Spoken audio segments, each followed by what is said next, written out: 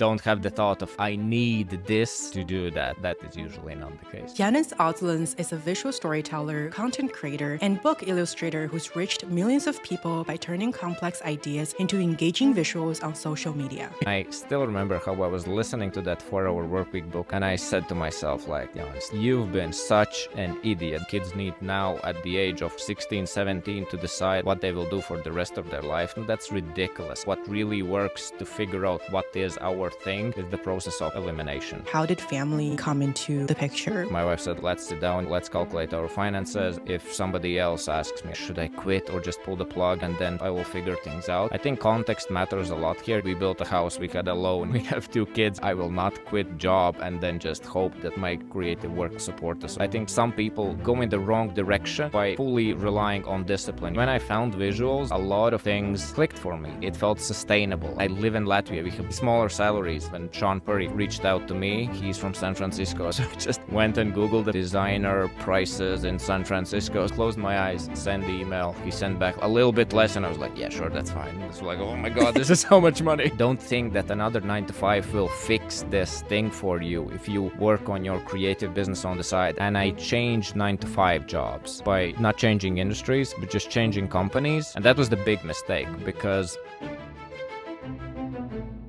What is up, and welcome back to The Time I Left My 9 to 5, a podcast where we uncover what really went on behind the scenes of people who took the leap, left behind stability, and built something of their own. If you have ever poured months or even years into a side hustle with no results, Janis knows exactly how that feels. For 4 years, he tried everything: YouTube, blogging, podcasting, with zero measurable success. No audience, no income, just trial, error, lots of learning and persistence. But he never gave up. In this episode, we dive into how he stayed motivated when nothing seemed to be working, and how it wasn't just discipline that carried him through. We talked about the moment he realized he was living in a bubble, that one book that shattered his limiting beliefs, and why his first successful business model wasn't sustainable. We also got into the financial roller coaster of entrepreneurship, including how he and his wife made the decision for him to go full-time into his creative work right before having their second baby. And you don't want to miss the biggest mistake that Janis shared he made while building his side hustle. If you ever questioned whether you're cut out for entrepreneurship, or if you're stuck grinding with no results, then this episode is for you. Before we jump in, I would love if you could subscribe to the channel if you're watching this on YouTube, or rate the podcast if you're listening everywhere else. Your support truly means the world as I continue to grow this podcast and bring you more unfiltered, real conversations just like this one.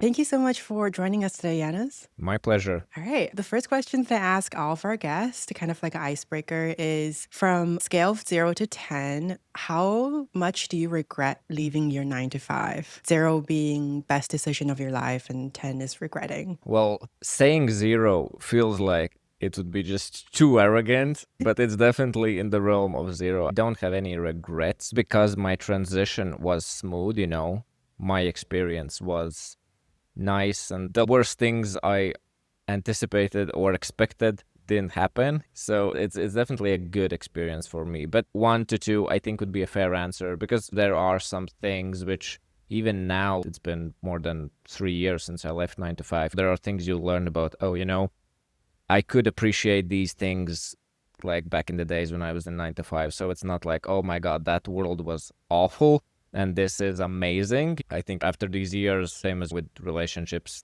that the pink glasses are off, when you start to realize, okay, this creator world isn't that like full of flowers and everything's awesome all the time. But it's been a good experience. It's such a learning curve, and it's awesome. Yeah, so 1 to 2 would be my answer. I love that. That's great to hear. And I definitely agree with what you were saying about content creation. I saw a survey of young people these days at school. Their answer of like what their occupation that they want to be when they grow up used to be like astronauts, teachers, and now these days are YouTubers. But I definitely think there's so much more work that's happening behind the scenes that people see when they're on the other side consuming the content. So I'm really excited to dive into your story and get a behind the scenes look of what it's really like as a content creator. Can you give us a quick overview of your background and the timeline of things, starting maybe from your education? I know it's been a while, and then to your corporate job and then eventually to quitting your job and into content creation? I didn't actually went to university because after I was like in secondary school, it was kind of mixed with interior design. So you did learn a little bit of interior design and just finished secondary school. And after that, I was really, as you can see, I have tons of bikes behind me. So I'm really into mountain biking, especially back in the days I was. So it was just like, that was my whole life back in the day. So I was working in bicycle shops after school. Those were my first jobs. And as I was working there, just selling bicycles, I got to know a couple of cyclists who were actually working in an IT company next door. They were managers of sort of things. It was a super random thing. They were looking to hire for their particular specialty. It's like a technical job, but it's not really developer. Basically, they just needed folks who can think logically, solve problems and stuff like that. Long story short, got hired there, better money, went into the corporate world. That was good for some 8 to 9 years. I started as that technician, seeking more status or whatever, went up to some managerial roles and worked as a project manager there. After some while in that corporate job, one of my friends said, like, I plan to go and study business psychology. And I was like starting to feel a bit stuck in that corporate world. I was like, okay, this isn't that intellectually stimulating, let's say. So I was like, a bit of psychology, a bit of business. I never went to high school, whatever, let's give it a go, see where it leads. And I remember there was one lecturer who gave us an assignment. Hey, class, in 1 week, you need to come and present a business idea in front of the class. And I think it was partly to improve the presentation skills and partly just to think about business ideas or something like that. And I remember when I heard that particular assignment, and just for the context, all my life, I've been a bit this entrepreneurial. I wouldn't say entrepreneurial. At that point, I would say entrepreneur, where you talk, oh, I could be the next like Mark Zuckerberg and create the next Facebook or whatever, and I will be this big deal guy. But I remember when I heard that assignment, I said to myself, like, hey, Janis, in that 1 week, I got kind of excited. Okay, cool, I will create a presentation or whatever. And I got really excited. And I said to myself, hey, Janis, let's figure out a business idea that we can actually start now with the current resource you have, which is like no excess money or whatever, that you can combine with your current 9 to 5 job, figure out something that you can actually start now. So there is no excuses like, oh, I could build the next Facebook, but I don't have X, no bullshit excuses. And I took it very seriously, starting to research what I could do, what could be that thing that I could present the next week.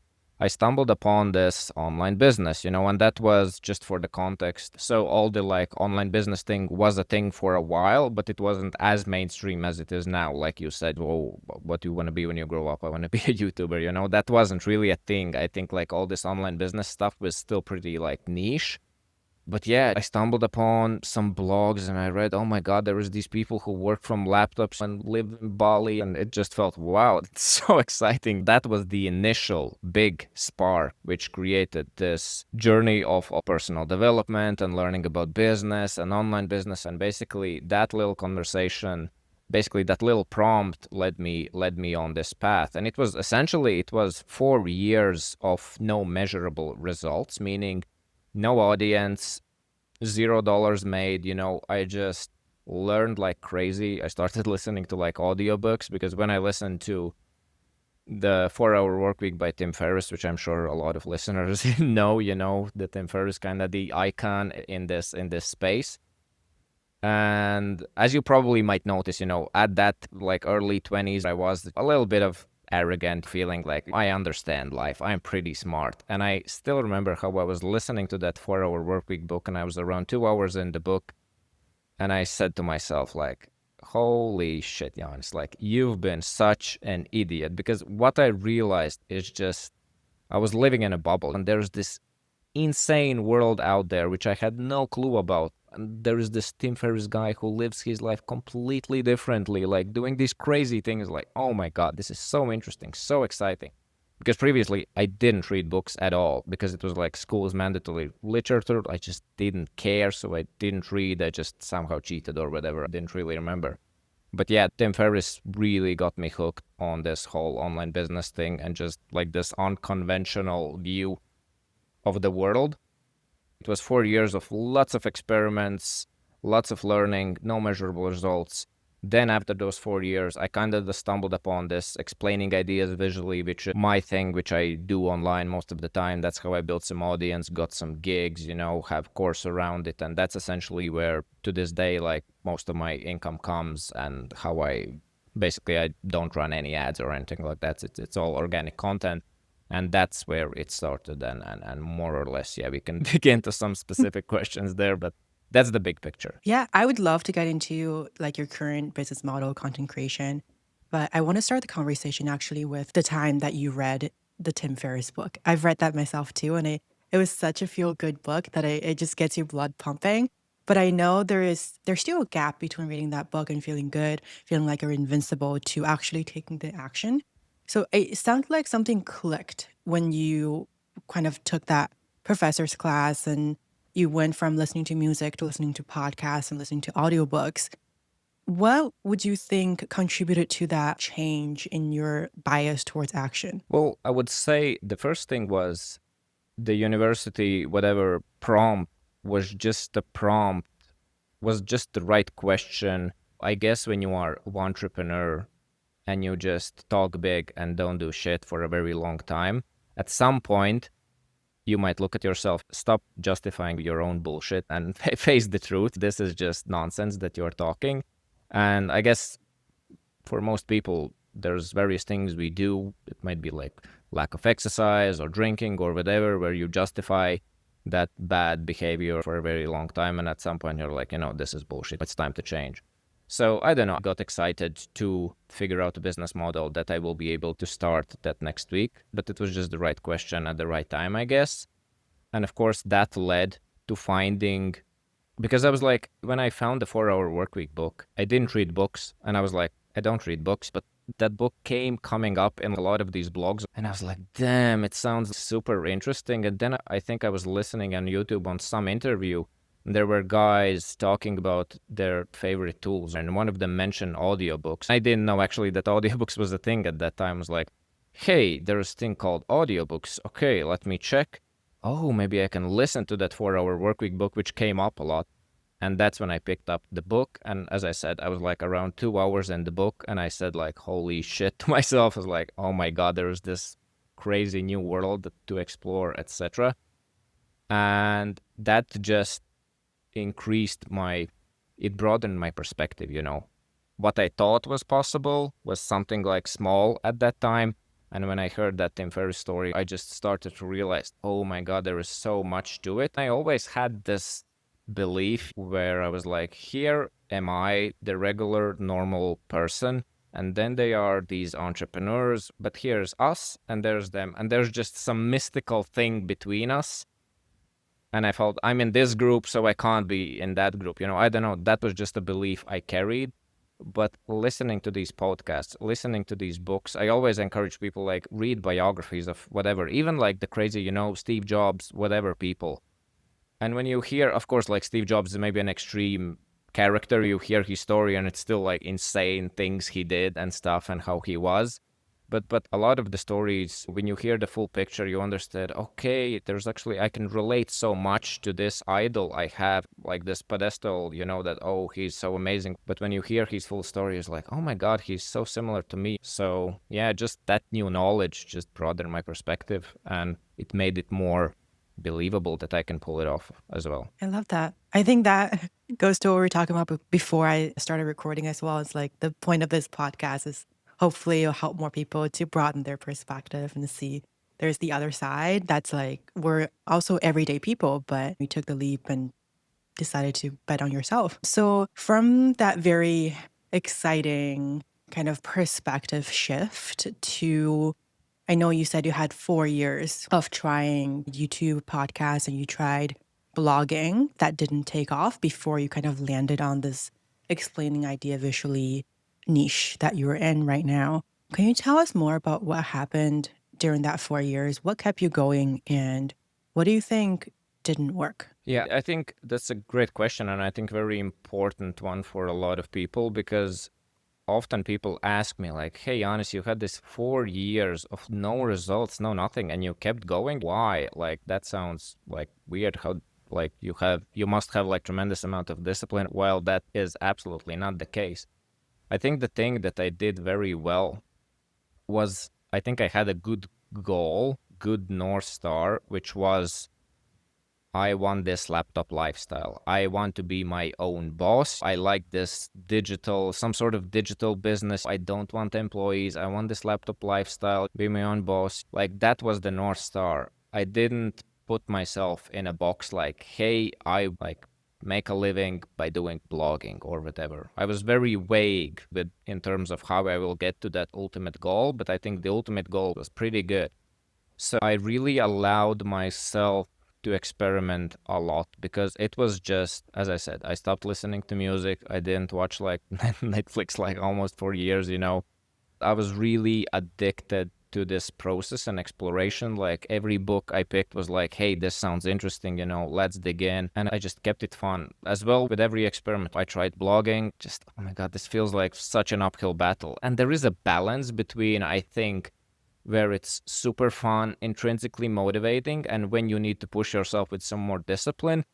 But there's also, I think, some people go in the wrong direction by fully relying on discipline. I'll just force through it, and I will like write for 4 years and something will happen. And probably something will happen and you will improve as a writer, but maybe it's not your thing, you know. For me, I was very inspired by this YouTuber called Matt Diavella.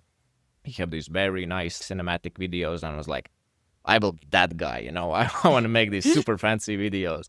And of course, I bought the gear and everything, not having a lot of money, but now I need that super fancy camera. So did all the stupid mistakes of buying like the most fancy gear without even knowing that I will go down that path. And I remember I made some 5 videos, and I was just like, it's a bit of fun. It is fun, but it's so exhausting. It feels like an uphill battle. I can't maintain a decent consistency. Plus, English is not my first language. And when I look how I speak in camera, I was just like, oh my God, I will vomit on the screen. This is just so cringe that I can't stand it. So when I found visuals, like, a lot of things clicked for me. It felt sustainable. I was able to produce one visual a day while being a father, having 9 to 5, and having other things going on in my life.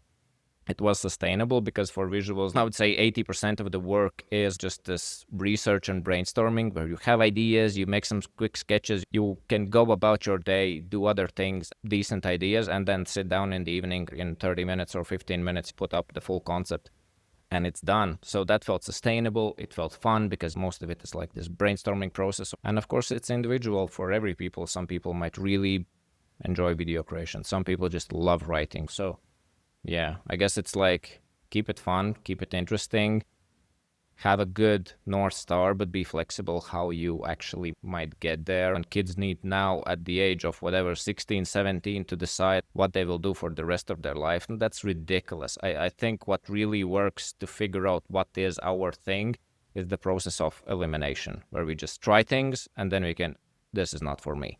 And there will be things where like, there is something to it. Let me double down on this. So Yeah. Try things without buying expensive gear first, then buy expensive gear. absolutely. Well, if you have the money, knock yourself out, but don't have the thought of, I need this to do that. That is usually not the case. Absolutely. You worked a couple of years as a IT project manager, and that's kind of where you left your job to pursue this full time. Did you leave your job? It was within this 4 years of like no results, or did you leave your job after, when you started discovering what you truly wanted that was sustainable? And how did family and financial come into the picture when it comes to planning that jump? Yeah, I'll be honest. I was, of course, dreaming to do this full time. But when I left the 9 to 5, I had no intention to leave my job. I was like, I should make at least the same amount of money from this side hustle. Then I could pull the plug and maybe leave. It was actually my wife who prompted me to leave the job, because when you are doing your creative things, I started to feel unease with the 9 to 5. And I think this is one mistake I did, because I was working on my side hustle in the mornings, in the evenings, during the lunch breaks, sometimes not hanging out with colleagues, but going alone to some cafe with my laptop to have 30 minutes to put something together. And I started to have this unease with 9 to 5, like I'm not feeling like I'm in the right place. And I changed 9 to 5 jobs by not changing industries, but just changing companies. I was like first in one big corporation, then in another big corporation, and then I moved into more like PE vibe IT company. And that was the big mistake because that was super stressful. It was just a lot of stress. They were like very demanding, and yeah, it was just a struggle. I'm sharing all of this just for people to give the context that if you have a side hustle that you're working on, maybe stay in that comfortable 9 to 5. Don't think that another 9 to 5 will fix this thing for you if you work on your creative business on the side and that is the ultimate thing you want. Because in my case, I just jumped into more demanding 9 to 5, which then took a little bit more away from my creative thing and just added unnecessary stress. And it was just all a mess a little bit. At that moment, I was like posting visuals for around 4 or 5 months, I think. And some momentum has started to kick in. For the first time, I saw like, oh my God, people are actually paying attention. They're liking my work, commenting, sharing with others. Wow, there is something here. And I even got a couple of people reached out to me in the early days in the DMs and just, hey, Janis, can you visualize this for me? You know, I'm working on a book or something like that. So some freelance gigs just popped into my DMs. And having 4 years of no results and then random people starting to appear in my DMs and appreciating this skill, these visuals, and appreciating that skill set and wanting to create something for them was just super huge. But still, I didn't consider leaving 9 to 5, but my wife said like, hey, let's sit down, let's calculate our finances. And we did sit down. It was around the time when like all the COVID thing happened. So the expenses were less as well because we weren't like traveling or going out. And my wife was pregnant with our second kid. So we calculated, okay, if I leave the job, there is some government support. We'll have the baby. We'll have some support there, blah, blah, blah. We calculated like, okay, even if I quit 9 to 5, we are good for like 2+ years, maintain our current lifestyle with our current expenses. Of course, burning through savings was not our intention. The worst case scenario, that is the case. Then I pulled the plug and it's been great. I did some freelance soon after that. Some 6-8 months later, launched my course, which was a big deal as well. And still to this day is my main income source. Pulling the plug was good because it pretty much went upwards from when I quit. But if somebody else asks me like, hey, Janis, should I quit or just pull the plug and leave and then I will figure things out? I think context matters a lot here. We built a house, we had a loan, we have 2 kids. I will not quit job and then just hope that my creative work, whatever, will support us. I think context matters. Of course, maybe if you're 18 years old and you can live in your parents' basements and you have no loans, no nothing, and no responsibilities, I think it's fine to go a bit crazy and just wing it. You don't have a lot of risks, so context matters. But I'm definitely more on the conservative side, have some buffer, build on the side, get some momentum, then pull the plug. One thing with creator income is it is like a complete roller coaster. One month you feel like, oh my God, I'm conquering the world. And the other month, like, holy shit, I earn less than I spend. This is bad. And that financial stress, it really sucks to put that financial stress on your abilities to produce creative work. Because I think the Yeah, best creative work happens when you're in a good, calm state, not in this, holy shit, I need to make money to make ends meet. definitely. Context matters and timing really is everything. Like when you're in your 20s, if you can stay with your parents still, and even if you don't or not making that stable income, it's okay. But like when you have kids, then there's so much more that you have to consider. And I think your story is going to be very relatable for a lot of people, listener out there as well. At which point in your creative pursuit that you started to feel more secure in your financials? I wouldn't say it has been like a point where I felt safe. I think actually initially it was very good because the buffer was really nice. I was like, when you have like 2-year runway, you don't really think about the next month. So all that felt safe. And even like when I got months after, I got like some good freelance gigs, and there in those freelance gigs I got paid way more than I earned in my like 9 to 5. I never done cold outreach. I never asked people for work. All the gigs, all the books I have illustrated, everybody has came to me through the free work that I put out online. And that puts you like in a good place because people came to me, so I were able to ask like higher prices. I don't know, when Sean Purry, for example, who is the host of My First Million podcast, when he reached out to me, I was like, of course, like, oh my God, this is crazy. This famous dude is reaching out to me because I was listening to his podcast, and he even used a contact to get in touch with me, like used a warm intro. I was like, it's crazy. Like he's using warm outreach towards me.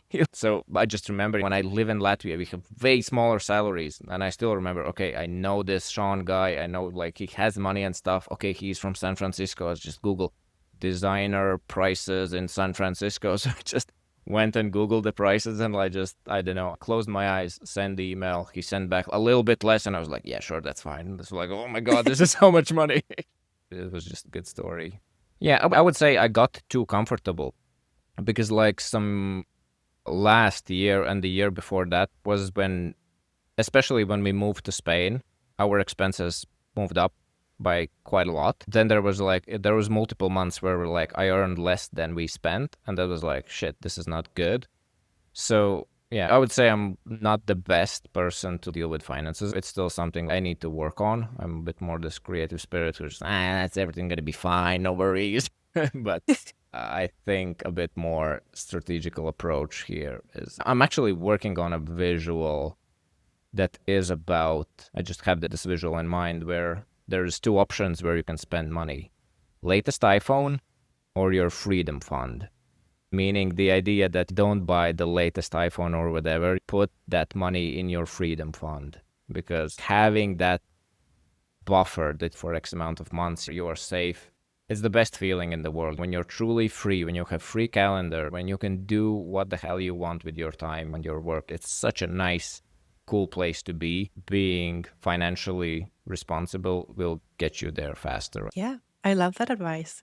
Let's switch gear a bit and talk about your art and your creation. For the listeners who are not familiar with your work, you turn complex ideas into simple visuals. They could just be lines, geometries, colors, but it's very interesting. It's very shareable and relatable for people. How do you stay relevant is like one of my biggest questions, because I know you've been doing this for a while and there's been ups and downs with the algorithm. And I know, for example, Instagram or even LinkedIn has been pushing out video content a lot more than photo content. And I noticed you have stayed with the photo content.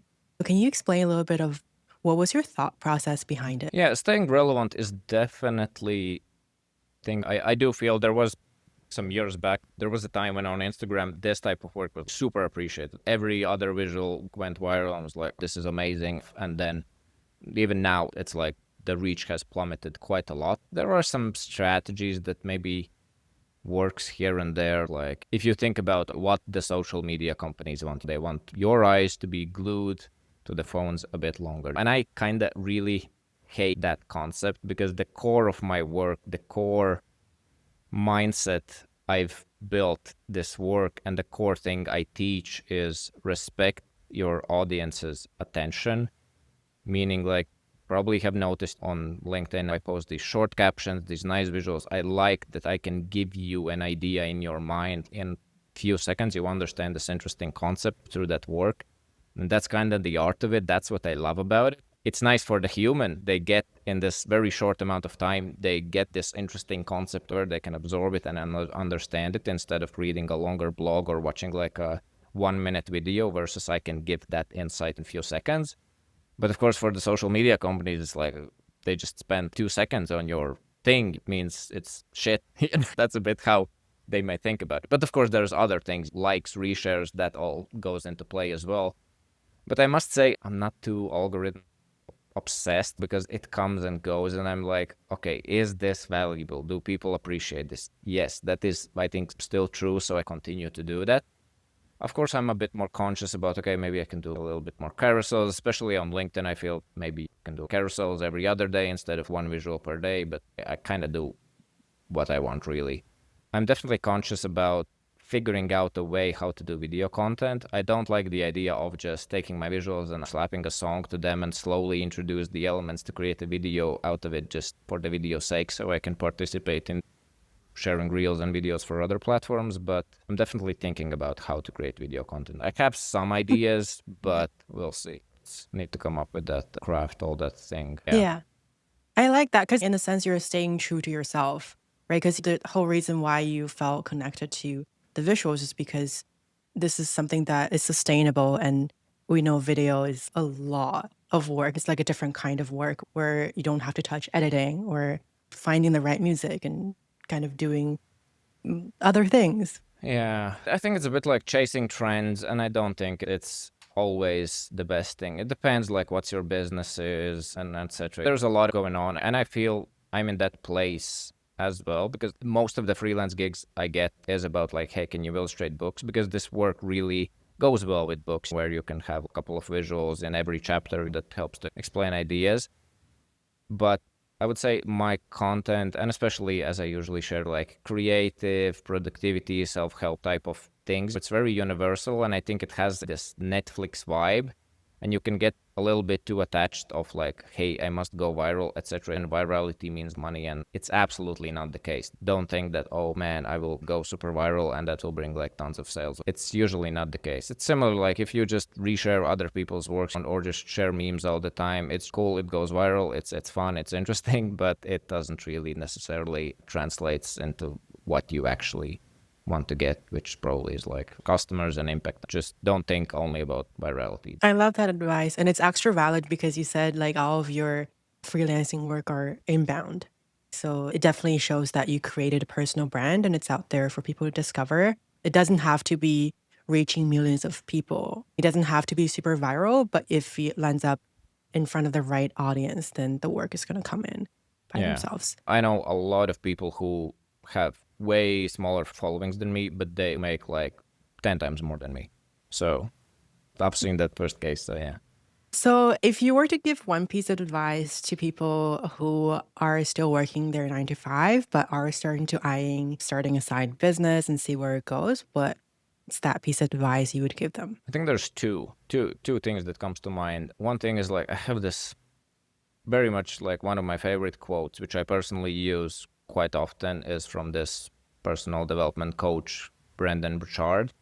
And he likes to say, believe in your abilities to figure things out.